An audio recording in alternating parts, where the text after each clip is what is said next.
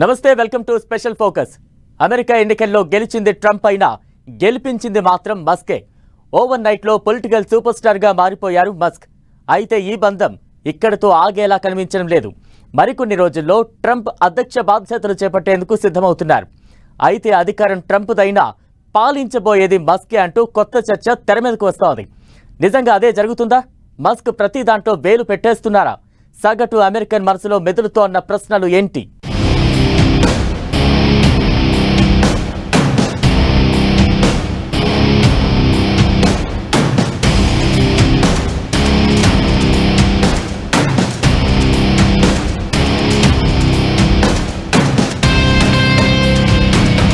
ట్రంప్ను ముందుండి నడిపిస్తున్న మస్క్ పాలనాపరమైన నిర్ణయాల్లో కీలక పాత్ర.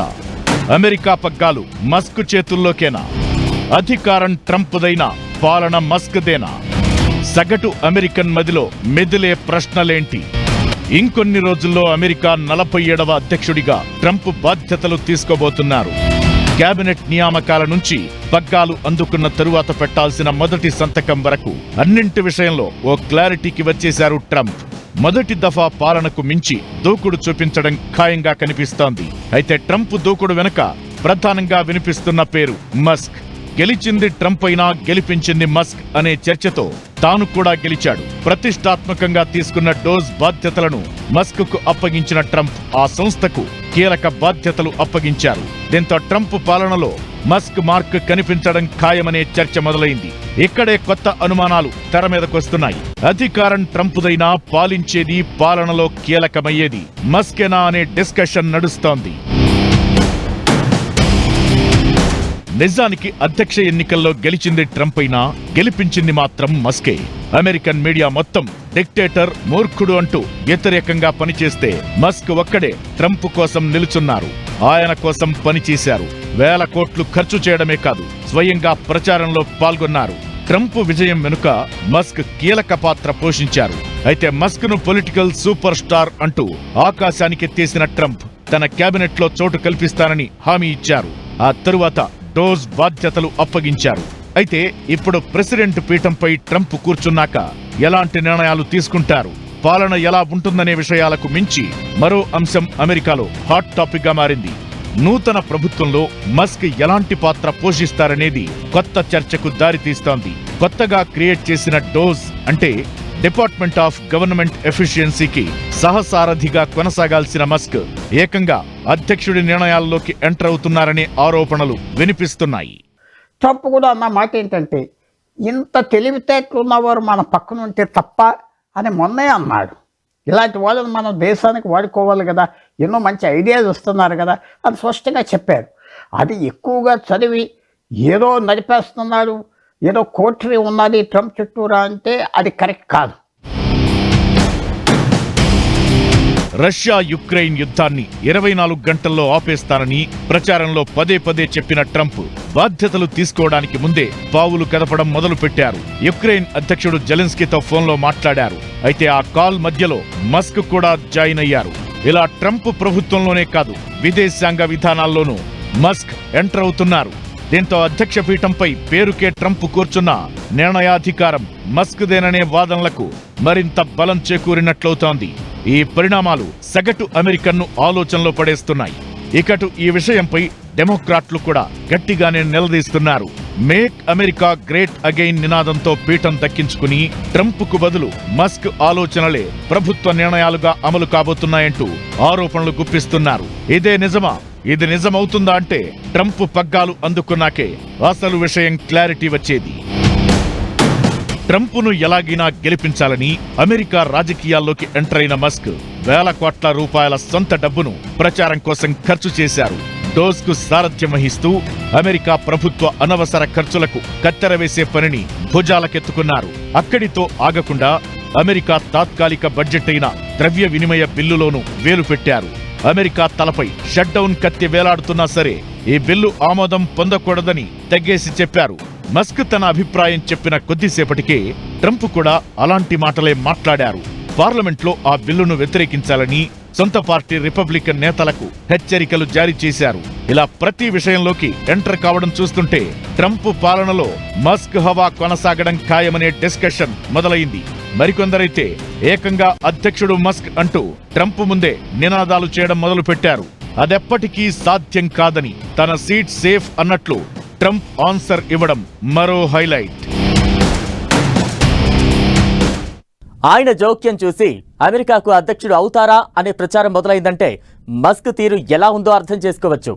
మస్క్ మాటే ట్రంప్ మాట అన్నట్లుగా సీన్ మారింది.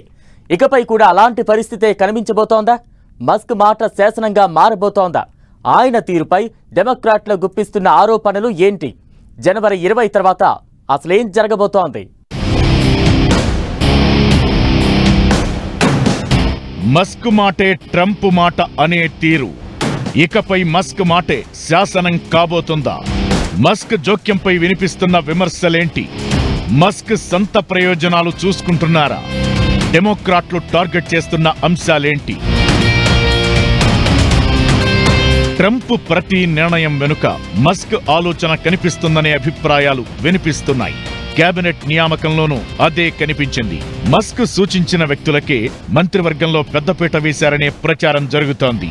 ఈ మధ్య ద్రవ్య వినిమయ బిల్లు విషయంలోనూ మస్క్ మాటనే ట్రంప్ తూచా తప్పకుండా ఫాలో అయ్యారు. ఇదే ఇప్పుడు అమెరికన్లలో కొత్త చర్చకు దారి తీస్తోంది. మస్క్ జోక్యం పెరగడంపై రకరకాల విమర్శలు వ్యక్తమవుతున్నాయి. ఇదే డెమోక్రాట్లకు ఆయుధంగా మారింది. దేశ ప్రయోజనాల కంటే సొంత వ్యాపారానికే మస్క్ ఎక్కువ ప్రాధాన్యత ఇస్తున్నారని డెమోక్రటిక్ నేతలు ఆరోపిస్తున్నారు. చైనాలోని షాంఘైలో టెస్లా కంపెనీ పెట్టుబడులపై అమెరికా పార్లమెంటరీ కమిటీ సమీక్ష జరగాలి. అయితే దాన్ని మస్క్ అడ్డుకుంటున్నారనే విమర్శలు ఉన్నాయి. మస్క్ విషయంలో ఎవరు ఎన్ని కామెంట్లు చేసినా లెక్కపెట్టని ట్రంప్ ఆయనకు పెద్దపీట వేస్తున్నారు. దీంతో ఇద్దరి బంధం ఎన్నాళ్లు కొనసాగుతుందనే చర్చ వినిపిస్తోంది.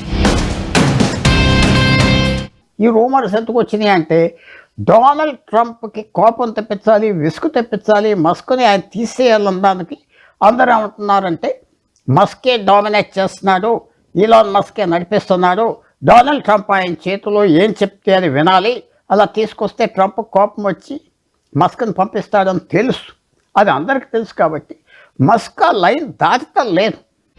వ్యాపారవేత్త ఆలోచన వెనకే కాదు, ఖర్చుల వెనక కూడా వ్యాపారమే ఉంటుంది. ట్రంప్ గెలుపు వెనక మస్క్ అంత కష్టపడింది అందుకే అనే అభిప్రాయాలు బలంగా వినిపిస్తున్నాయి. డోస్ బాధ్యతలతో అమెరికా అడ్మినిస్ట్రేషన్లోనూ కీ రోల్ ప్లే చేయడం ఖాయం. క్లియర్ గా చెప్పాలంటే ఫెడరల్ ఆపరేషన్స్ లో ఇకపై కొత్త శకం స్టార్ట్ కావడం ఖాయంగా కనిపిస్తోంది. ఈ కామర్స్ నుంచి ఎలక్ట్రిక్ వాహనాలు, స్పేస్ క్రాఫ్ట్ పునర్వినియోగం వరకు ప్రతి వ్యాపారంలో Musk top లేపారు.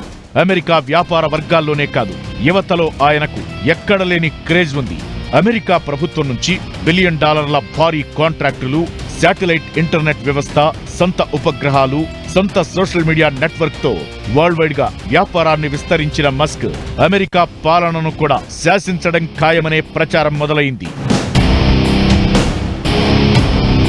అగ్రరాజ్యానికి అధినేతగా Trump కొనసాగినా senate సభ్యులైన Republican నేతల ఆర్థిక అవసరాలు తీర్చే ఖజానాగా మస్క్ మారినట్లు గుసగుసలు వినిపిస్తున్నాయి.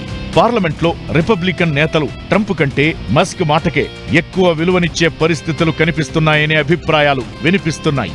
ఇదే జరిగితే త్వరలో కొలువుదీరే కొత్త ప్రభుత్వంలో మస్క్ నిర్ణయాలే ఎక్కువగా అమలుకు నోచుకున్నా అవాక్కవాల్సిన అవసరం లేదనే అభిప్రాయాలు వినిపిస్తున్నాయి. ట్రంప్ను ముందుకు నెట్టి ఆయన వెనక నుంచి మస్క్ చక్రం తిప్పడం ఖాయమనే చర్చ అమెరికా జనాల్లో వినిపిస్తోంది. అధికార పీఠం ట్రంప్దైనా అధికారం మాత్రం మస్క్దేనని, పాలన అంతా ఆయన చేతుల్లో నుంచి నడిచినా ఆశ్చర్యపోవాల్సిన అవసరం లేదని ప్రస్తుత పరిణామాలు చెబుతున్నాయి. ఇకటు డిపార్ట్మెంట్ ఆఫ్ గవర్నమెంట్ ఎఫిషియన్సీకి సహసారథిగా ఉంటూ సొంత వ్యాపార ప్రయోజనాలకే మస్క్ పెద్దపీట వేస్తారని డెమోక్రాట్లు ఆరోపిస్తున్నారు.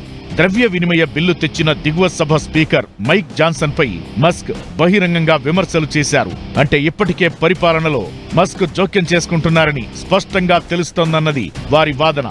అధ్యక్షుడిగా గెలిచిన ట్రంప్ కు ప్రపంచ దేశాధినేతలు తనకు ఫోన్ చేస్తే పక్కనే ఉన్న మస్క్తోనూ ట్రంప్ ఫోన్ మాట్లాడించడం చూస్తుంటే స్వయంగా ట్రంపే ఆయనకు పెద్దపీట వేస్తున్నారన్నది క్లియర్ గా అర్థమవుతోంది. మరి ఈ బంధం ఎన్ని రోజులు సాగుతుంది?